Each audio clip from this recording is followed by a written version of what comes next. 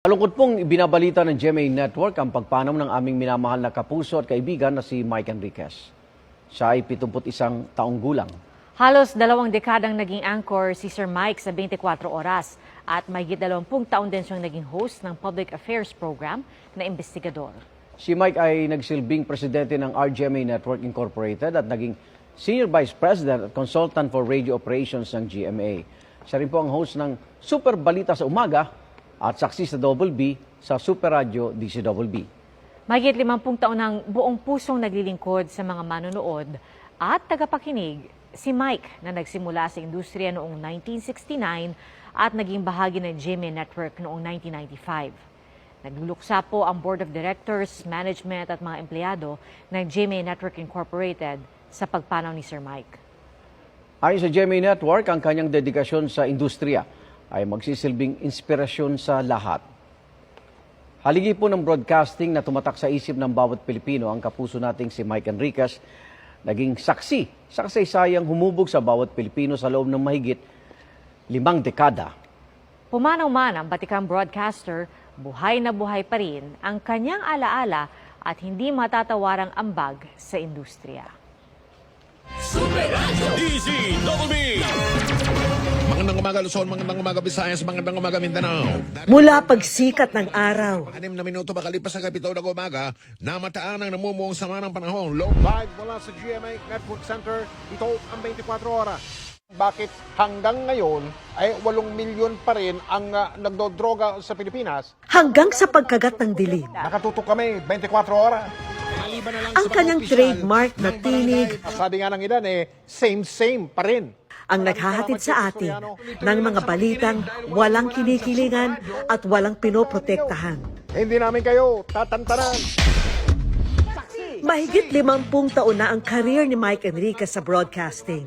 Nagsimula yan nung siya'y 19 years old pa lang. Sa di sinasadyang pagkakataon nang dalawin niya ang isang kaibigang nagtatrabaho sa radyo. Sabi niya, Mike is applying for a job. Sabi ko, of course not. Sabi niya, oh, why don't you try? Nothing to lose. I'll read the newspaper. Binasa ko. Tapos at the end, tinanong niya ako, when can you start? Taong 1995, nang lumipat siya sa GMA Network, kung saan sinimulan niyang pamunuan ang radio department ng GMA na kanyang pinalaki mula sa 4 na istasyon lamang. Oras po natin, alas 7:38 at 30 segundos. Tututukan natin ang lahat. Ang kanyang TV career naman, hindi rin daw sinasadyang magsimula. Nang mga ilangan ang GMA ng male anchor sa isang election coverage, bagay na labis daw niyang ikinagulat. Boy, alas 7:03 na po, 3 minuto. Itong mukha na ito, hindi pang TV ito eh. Tanggap ko yun. Sarili ko ang nanay, hindi makapaniwalang sa TV ako eh. Noon, umaabot na sa 2 Kinuha si Mike para maging anchor ng pinakabagong newscast ng GMA, ang Saksi. Nangawag nila ako for a meeting. Sabi nila gusto nila fast-paced newscast. Tapos ang gusto nila mabilis, no? Mabilis. Tsaka puro headlines lang. Nervyos na nervyos ako noon. Nanginginig ako sa takot, tapos ang lamig pa ng aircon. Basta po kayo, tataas na ang presyo ng langis bukas. Mula rito, gabi-gabi na siyang naging tagapaghatid ng balita na pumukaw sa atensyon ng milyong-milyong Pilipino sa kanyang unique na estilo ng pananalita. Taong 2000, nang opisyal na maging investigador ng bayan si Mike, na umaksyon at nagbigay solusyon sa mga sumbong at problema ng ating mga kababayan.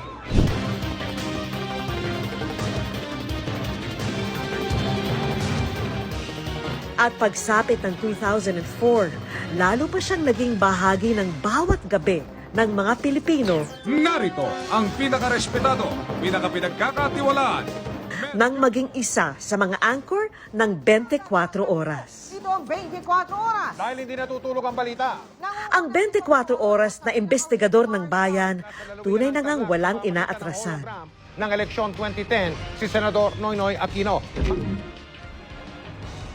Senador, magandang gabi po. Magandang gabi rin, Mano Mike. Mula giyera sa Iraq, Kahit sa anong dako ng mundo kagaling dito, iisa lang kami. Iisa lang ang aming misyon. Lahat kami mamamahayag. Ang trabaho namin, ipaalam sa buong mundo ang katotohanan nangyayari dito sa loob ng Iraq. Dati, yan oh. Ngayon, ito na. Sa lupa. pati pinakamalalakas na bagyo.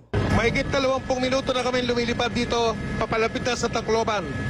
Lahat ng dinaanan namin, lahat ng bahay, sira. Tignan ninyo ang mga tao, kanya-kanyang hakot na nung mga karga nung barko na mga sakong puti.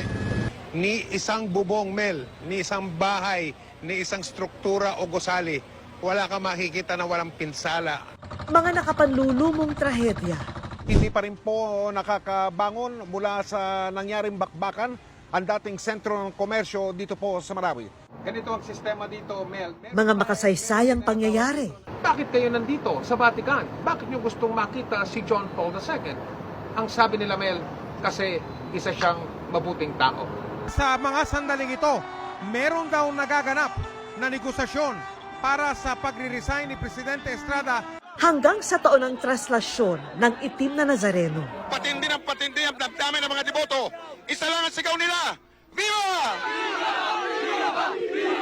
Naroon siya upang ihatid ang pinakamaiinit at pinakabagong ulat. Naramdaman ko po kanina ang sidhi ng pananampalataya ng mga deboto.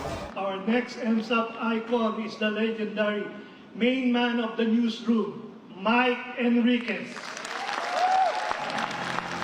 Ang kanyang husay, kinilala hindi lamang dito sa Pilipinas, kundi maging sa international stage. This is an affirmation that we must be into something right and something good. Ako po si Mike Enriquez, buong puso para sa Pilipino. Ito ang GMA, walang kinikilingan, walang pinoprotektahan. Yo! Pero sa kanyang galing sa pagbabalita, kanya ring naipapakita ang kanyang pagiging tao lamang. Kung saan galing yung bagong strain o uri, excuse me po, hindi po yung coronavirus, ng coronavirus. Good manners and right conduct yun. Kala ng mga tao, arte yun eh. O gimmick. Hindi po. Kasi bata pa kami, sinanay na kami na pag inuubo ka o pag binahing ka, dapat mag-excuse me po ka. Sa eleksyon 2019, pusuan ang totoo. Nitong eleksyon 2019, pinag-usapan at naging viral din ang ilan sa mga sinabi ni Mike. Gusto ko silang singilin. Anong maasahan namin sa inyo ngayon? ka na? Yes! Maaga. Yes! Nasingilan mo? Oo, para magkaalaman. Paano ba yung Ngayon sa'yo? pa lang, magkaalaman na para sa habang umuusad ang kanilang termino, na-check natin yung ginagawa nila versus yung ipinangako nila. Ngayon, ang aming minamahal na si Mike, hindi muling maririnig ang tinig matapos ang kanyang pagkikipaglaban sa karamdaman. Pero sa aming puso, malinaw na malinaw pa rin ang kanyang boses. Hindi namin kayo tatantanan. Ako po ang inyong kapuso, Mike Enriquez. May paninindigan. Gabay namin sa paghahatid ng serbisyo at katotohanan at ng matapang na pagbabalita. Paalam, Mike, hanggang sa ating muling pagkikita.